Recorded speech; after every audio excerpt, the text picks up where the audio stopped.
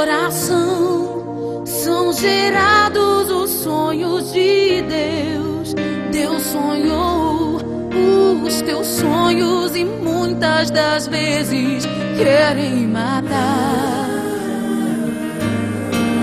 Mas os sonhos gerados em teu coração só você e Deus conhece. Se você sonha dentro de um poço, Deus invade o calabouço e restaura os teus sonhos.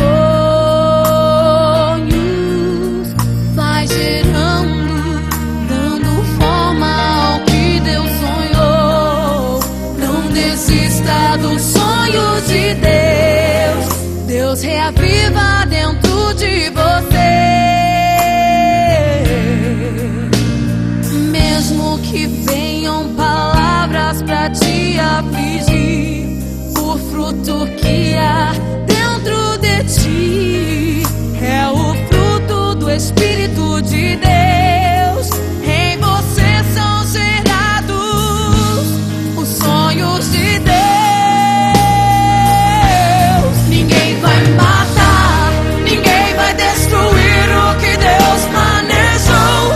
Em teu coração são gerados sonhos de vitória, ousadia para a glória de Deus. Pode gerar sonhos em um poço, não vou sufocar.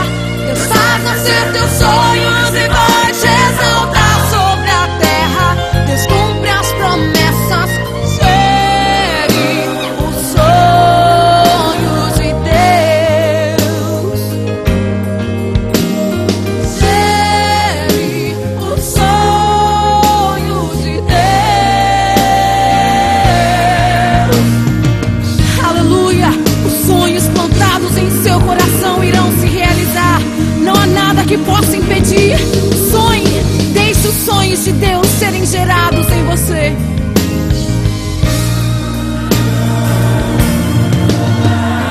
Mesmo que lágrimas desçam, mesmo que pareça infinito, não desista.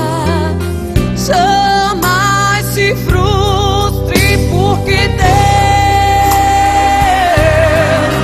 é contigo. É contigo. É contigo.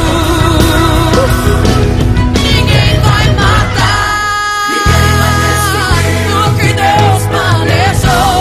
Em teu coração são gerados os sonhos de vitória, ousadia para a glória de Deus. Pode gerar sonhos em um poço, não vou sufocar. Deus faz nascer teus sonhos e vai te exaltar sobre a terra. Deus cumpre as promessas. Gere o sonho.